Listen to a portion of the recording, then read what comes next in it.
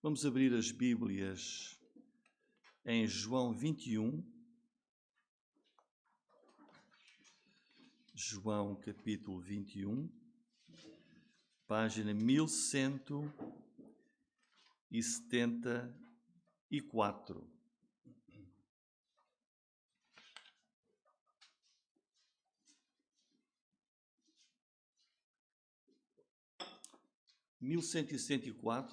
João 21, versículos 20 até 25.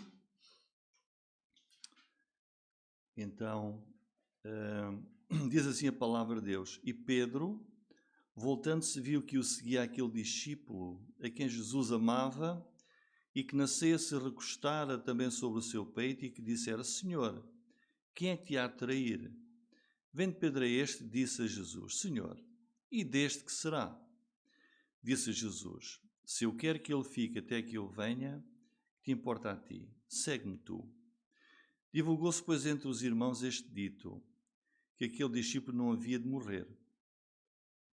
Jesus, porém, não lhe disse que não morreria. Mas se eu quero que ele fique até que eu venha, que te importa a ti? Este é o discípulo que testifica destas coisas e as escreveu, e sabemos que o seu testemunho é verdadeiro.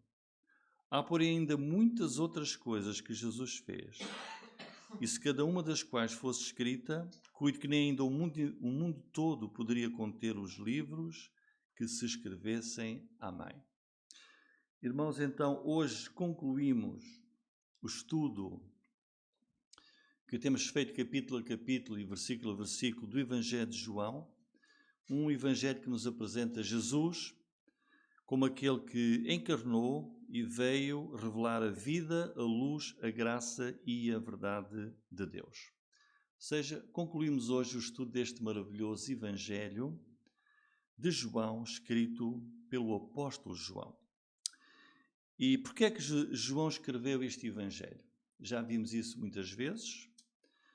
Ele escreveu este Evangelho para identificar Jesus como sendo o Messias prometido, identificar Jesus como o Filho de Deus, para que as pessoas olhem para Jesus como o Filho de Deus, creiam nele e, ao crerem, tenham vida eterna. É o que ele diz lá em João 20, 31. Estes, porém, foram escritos para que creiais que Jesus é o Cristo, ou seja, o Messias, o ungido, aquele que Deus enviou, o Filho de Deus, e para que, crendo, tenhais vida em seu nome. E este trecho que nós lemos hoje, do versículo 20 a 25, é o último, aliás, este capítulo 21, todo ele, é o último registro do Cristo ressurreto, aqui descrito neste Evangelho de João. O que é que nós vimos para entendermos o que está aqui neste trecho final? Nós vimos que 7 discípulos, depois de Jesus ressuscitar, 7 discípulos decidem ir pescar, vão para o mar da Galileia, uma noite inteira não apanham nada, e de manhã Jesus aparece na praia e faz aquele milagre. E eles pescam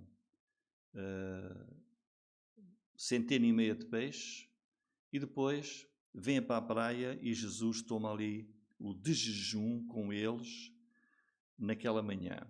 O Evangelho de João termina com uma conversa particular de Jesus a caminhar na praia do mar da Galileia com o apóstolo Pedro. E o objetivo de Jesus aí, como vimos, foi o de ir ter com Pedro e restaurar Pedro, que tinha negado o Senhor 3 vezes. Jesus questiona Pedro, pergunta-lhe 3 vezes se ele o ama. Pedro responde 3 vezes que sim, e por isso recebe a missão. Não apenas é restaurado, recebe também a ordem e a missão para que cuide do rebanho de Cristo. E recebe 3 vezes essa missão: apascenta as minhas ovelhas.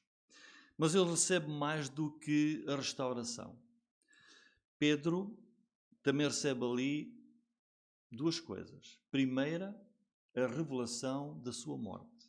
Jesus diz, revela-lhe, como é que ele iria glorificar a Deus na sua morte, que iria ser crucificado. E, a par dessa revelação, recebe também um grande incentivo, que é segue-me. A par dessa revelação, versículo 19, disse isto, significando que morto havia ele de glorificar a Deus, e dito isto, disse, segue-me. Segue-me. Então temos aqui a base da nossa mensagem de hoje. Enquanto Jesus caminha com Pedro nesta conversa e o restaura, Pedro olha para trás e repara que um outro discípulo vem um pouco mais atrás deles os dois. E quem era? Versículo 20. Pedro, voltando-se, viu que o seguia, portanto, quer dizer que Jesus ia caminhando com Pedro a falar, aquele discípulo a quem Jesus amava. Ou seja, o apóstolo João é o escritor deste Evangelho que caminhava um pouco mais atrás de Jesus e de Pedro. Este era aquele a quem Jesus amava. Nós temos isso bem identificado aqui no Evangelho de João. Eu vou ler no capítulo 13, versículo 23. Nós lemos: Ora, um dos seus discípulos, aquele a quem Jesus amava, estava reclinado no seio de Jesus. Na última ceia, estava assim, como que muito próximo de Jesus. E no capítulo 19, versículo 26, também temos uma referência a esta expressão, aquele a quem Jesus amava. 19, 26. Ora, Jesus, vendo ali a sua mãe, e que o discípulo a quem ele amava estava presente, disse a sua mãe: Mulher, eis aí o teu filho. Depois disse ao discípulo: Eis aí a tua mãe. E desde aquela hora o discípulo a recebeu em sua casa. E no capítulo 20, versículo 2, também uma referência a esta expressão. Correu, pois, e foi a Simão Pedro e ao outro discípulo a quem Jesus amava e disse-lhe: Levaram o Senhor do sepulcro e não sabemos onde o puseram. Portanto, quem seguia ali de perto Jesus e Pedro era o apóstolo João. E agora temos aqui no versículo 20 e 21 uma curiosidade da parte de Pedro. Ele recebe a missão de apacentar o rebanho, de seguir a Jesus e a revelação de como é que ele ia morrer. E Pedro volta-se para trás e coloca essa pergunta a Jesus. Pedro, voltando-se, viu que o seguia aquele discípulo a quem Jesus amava, que na ceia se recostara também sobre o seu peito e que dissera: Senhor, quem é que te há de trair? Vendo Pedro a este, disse a Jesus: Senhor, e deste que será? Curiosidade aqui da parte de Pedro, acerca de outra pessoa, de outro discípulo. Era como se ele estivesse a dizer: Senhor, o que é que tu tens reservado para João? Para mim, já me revelaste que eu irei morrer crucificado. E deste, o que é que vai ser? Então, Pedro mostra aqui preocupação, curiosidade. O que é que vai ser de João? Quer dizer que Pedro queria ali conhecer a vontade de Deus, não para si mesmo, mas queria saber a vontade de Deus, o plano de Deus para a vida de outro discípulo. E Pedro não é o único crente em Jesus que nestes últimos 2000 anos de história da Igreja teve esse interesse. Ou seja, muitos crentes mostram muitas vezes curiosidade e interesse, às vezes não tanto acerca de si mesmos. O que é que eu vou ser, o que é que eu vou fazer para Jesus? Mas noutro crente. E é o que está aqui a acontecer. Senhor, o que é que vai acontecer então com João? Qual é o seu futuro? Que planos tens para ele? Qual é o seu destino? E Jesus responde lá no versículo 22. Disse-lhe Jesus: se eu quero que ele fique até que eu venha, que te importa a ti? Segue-me tu. Portanto, a curiosidade de Pedro leva aqui a uma correção da parte de Jesus, dizendo: o que é que te importa a ti? Ou seja, Pedro, não é da tua conta, não é do teu interesse aquilo que eu vou fazer com João. É como se Jesus estivesse a dizer para nós que às vezes estamos mais preocupados com os outros do que conosco. Não se foquem naquilo que eu vou fazer com João. Essa não deve ser a vossa principal preocupação. A vossa principal preocupação é segue-me. Segue-me tu. É o que diz aqui no fim do versículo 22. Aquilo que é como se Jesus estivesse a dizer: aquilo que eu vou fazer com João está nos meus planos, na minha vontade, na minha soberania, não é da tua conta. Não te preocupes com João, concentra-te em seguir-me, apacenta as minhas ovelhas, segue-me tu, com fidelidade. Ou seja, Jesus reitera aqui no versículo 21 aquilo que tinha dito no versículo 19: segue-me. Portanto, esta deve ser a preocupação de Pedro, diz Jesus. E é o que Jesus diz também a cada um de nós. Nós somos igreja, vivemos em comunidade e também, como crentes e como igreja, nós amamos uns aos outros, preocupamos-nos uns com os outros, ajudamos-nos mutuamente, fortalecemos-nos, mas às vezes há certas coisas na vida cristã que pertencem só a Deus e àquele crente em particular. O propósito central de Jesus para a vida de cada um de nós é: tu segue-me. Porque muitas vezes olhamos para o outro e às vezes o outro não é, muitas vezes é, outras vezes nem sempre é o melhor exemplo para nós. E Jesus diz: segue-me tu, olha para mim, concentra-te em fazer a minha vontade. Porque nós aprendemos na palavra de Deus que Deus é um Deus de grande variedade. Deus tem muitos dons e distribui particularmente a cada um o dom. Deus é um Deus que criou todas as coisas. Cada um tem o seu próprio lugar e a sua vocação na igreja. Os planos de Deus para um não são iguais aos seus planos para o outro irmão, são diferentes. E a responsabilidade maior de cada um de nós é seguir ao nosso Senhor Jesus Cristo.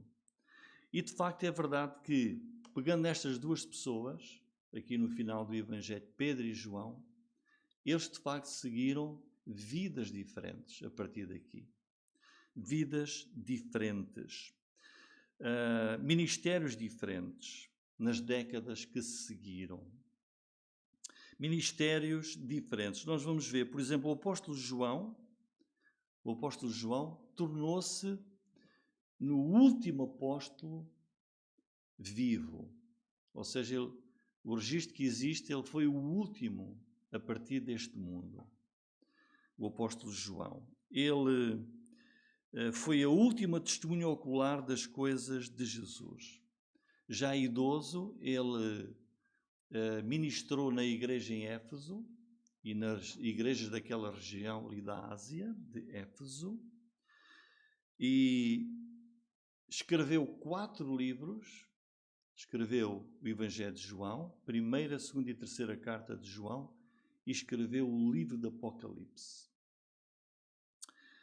No final da sua vida, ele foi exilado pelo imperador romano, pelas autoridades, para a ilha de Patmos, e foi ali que João, já idoso, escreveu o último livro da Bíblia e do Novo Testamento, o livro do Apocalipse. Portanto, Não foi Pedro que escreveu o último livro inspirado, foi o apóstolo João. Já o apóstolo Pedro, por outro lado, teve uma chamada de Deus e uma visão dada pelo Senhor completamente diferente. 2 apóstolos, é verdade, 2 homens chamados para servirem ao Senhor Jesus Cristo, mas Pedro foi apóstolo dos judeus. Foi chamado para trabalhar essencialmente com os judeus. Vemos isso, por exemplo, eu vou ler em Gálatas, capítulo 2, em que Paulo escreve a dizer assim: antes, pelo contrário, quando viram que o evangelho da incircuncisão, ou seja, dos gentios, me fora confiado como a Pedro da circuncisão, porque aquele que operou eficazmente em Pedro para o apostolado da circuncisão. Quer dizer que Pedro foi chamado para apóstolo e para ministrar em especial aos judeus. E como é que ele fez isso? Pedro viajou para uma área, uma zona onde se concentravam muitos judeus. Onde estavam muitos judeus. Ele foi para um lugar chamado Babilónia. E nós lemos em 1 Pedro, a primeira carta que ele escreveu, capítulo 5, versículo 13, no final e nas despedidas, ele diz: a vossa coeleita em Babilónia vos saúda. Babilónia era uma cidade que hoje é o Iraque, ficava ali entre os rios Tigre e Eufrates, a cerca de 560 quilómetros de Jerusalém. E foi para lá que foram exilados os judeus no tempo de Nabucodonosor. Depois, muitos regressaram para reconstruir o templo, a cidade, mas a maior parte ficou lá na Babilónia. E por isso Pedro foi apóstolo dos judeus e foi para aquele lugar. Mais tarde ele viajou dali para Roma, capital do Império, e foi em Roma que ele morreu crucificado. Portanto, aqui a resposta de Jesus à curiosidade de Pedro. Olha, e deste o que é que vai ser? Depois, versículo 23, vemos que esse discípulo amado, João, vemos aqui mais informação sobre João. Lemos: divulgou-se, pois, entre os irmãos este dito, que aquele discípulo não havia de morrer. Jesus, porém, não lhe disse que não morreria, mas se eu quero que ele fique até que eu venha, que te importa a ti? Que te importa a ti? Então, João, que foi esse último apóstolo a morrer, o apóstolo João morreu já muito idoso, a última testemunha ocular de Jesus, e aqui a resposta de Jesus a Pedro, à curiosidade de Pedro, levantou boatos, levantou ali uma má interpretação e especulação ao longo dos anos. O que Jesus disse foi: se eu quero que ele fique até que eu venha. Então levou à confusão de que João ficaria vivo até que Jesus voltasse outra vez. Que João ficaria vivo até Jesus voltar de novo do céu. Quer dizer, Jesus voltará e só depois é que João morrerá. É como se João não pudesse morrer até que Jesus voltasse outra vez. Mas, de facto, não é isso que está aqui escrito. Vejam, divulgou-se entre os irmãos este dito, esta especulação, esta ideia que não correspondia verdadeiramente às palavras de Jesus. Porque se assim fosse, como Jesus ainda não veio de novo, João ainda teria que estar vivo. Então, como é que nós nos encontramos aqui neste versículo? Traz-nos à ideia um fenómeno muito conhecido que é primeiro interpretar mal as palavras da Bíblia e depois aqui esta ideia de que Jesus viria antes que aquele apóstolo morresse. É como se estivesse aqui quase que a marcar uma data previsível para a vinda de Jesus.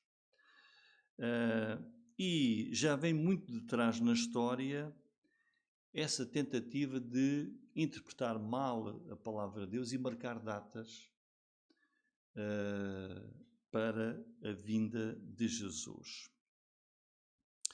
Isso tem acontecido ao longo dos tempos e até cristãos sinceros têm chegado até a marcar datas para a vinda de Jesus e, como bem sabemos, falharam. Cristãos famosos, por exemplo, Jonathan Edwards, previu o retorno de Jesus numa determinada data e falhou. Até um conhecido e famoso cientista cristão, Isaac Newton, que era um crente muito fiel em Jesus, ele previu que o milénio iniciaria no ano 2000 e falhou, como nós bem sabemos.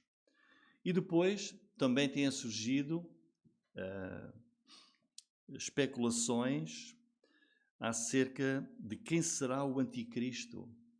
E já houve quem dissesse que Nero era o anticristo na altura em que perseguia a igreja, esse imperador romano. Ao longo da história aconteceram ideias semelhantes. Já no nosso tempo, Saddam Hussein seria o anticristo, Gorbachev da Rússia seria o anticristo, etc. Podíamos dizer muitos nomes e todos falharam. Qual é o ensino da Bíblia acerca desta questão da vinda de Jesus? A vinda de Jesus é certa, mas não podemos marcar nem fixar datas. Jesus disse: mas daquele dia e hora ninguém sabe, nem os anjos do céu, mas unicamente meu Pai. Disse isto em Mateus 24, 36. Também em Atos, capítulo 1, versículo 6 a 8. E disse-lhes: não vos pertence saber os tempos ou as estações que o Pai estabeleceu pelo seu próprio poder. Mas recebereis o poder do Espírito Santo que há de vir sobre vós, e ser-me-eis testemunhas, tanto em Jerusalém como em toda a Judeia e Samaria, e até aos confins da terra. Portanto, aquilo que Jesus está aqui a dizer, nestes versículos, que lemos de Mateus e de Atos, é que, e aqui neste final do Evangelho, o que Jesus quer dizer aos crentes que estão interessados no fim dos tempos é que até que isso aconteça, nós devemos estar preocupados em seguir a Jesus, em apacentar as suas ovelhas, os crentes, em alcançar os perdidos com a grande comissão, ir por todo o mundo e pregar o Evangelho a toda a criatura. Não há nada de errado em nós pensarmos quando é que será a vinda de Jesus. Não há nada de errado nós até pensarmos que, olha, agora está mais perto. Sim, porque passaram 2000 anos, está mais perto que naquele tempo. E cada dia que passa, mais próximo estará o dia da volta de Jesus. Agora, dizer, Jesus vem esta década, ou Jesus virá possivelmente ainda este ano, ou no mês tal, isso não deve passar pela nossa mente, porque não sabemos, nem nos pertence saber quando é que isso vai ocorrer. Portanto, aqui Jesus corrige aquela ideia, no versículo 23, divulgou-se entre os irmãos este dito que aquele discípulo não haveria de morrer. Jesus disse: se eu quero que ele fique até que eu venha, que te importa a ti? Depois o versículo 24, temos aqui uma afirmação direta de quem é o discípulo amado. Este é o discípulo que testifica destas coisas e as escreveu. Aquele que vinha atrás de Jesus e de Pedro, o discípulo amado, é de facto o escritor deste Evangelho. E sabemos que o seu testemunho é verdadeiro. Quer dizer que a palavra de Deus é a verdade. Que este Evangelho foi escrito por uma testemunha ocular, alguém que viveu com Jesus, que viu e ouviu as coisas que Jesus fez e que escreveu este Evangelho e diz que aquilo que escreveu é a verdade.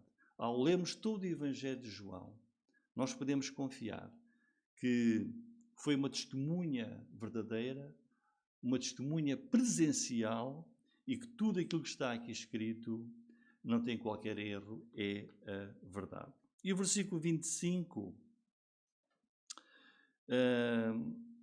diz-nos o quê?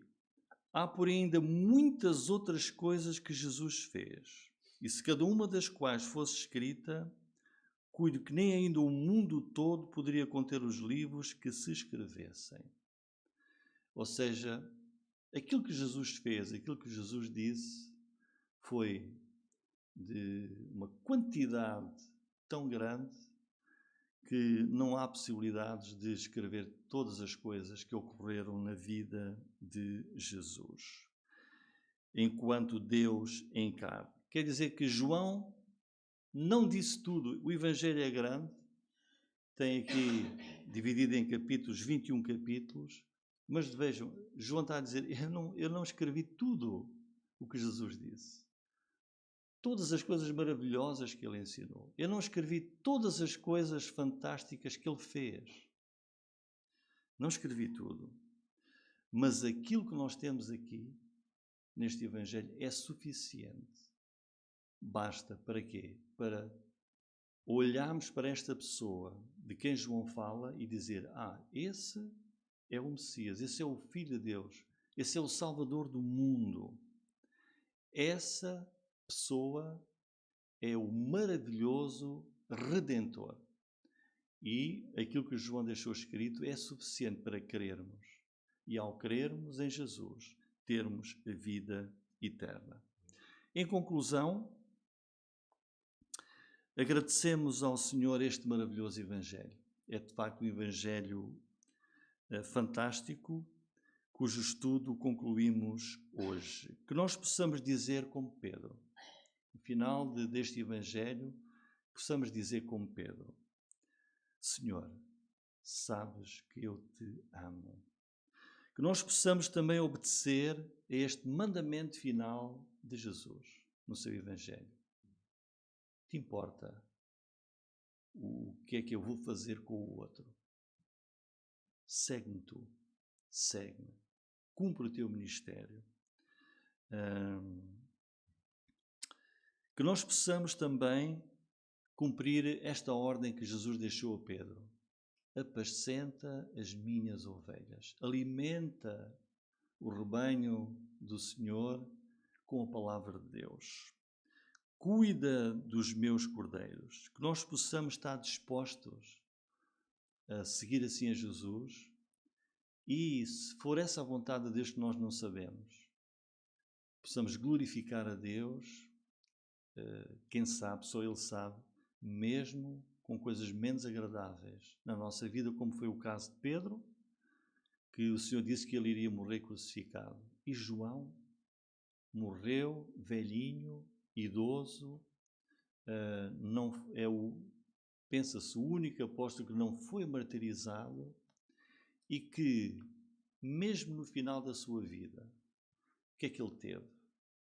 Lá no livro do Apocalipse, ele disse, eu vi ao Senhor.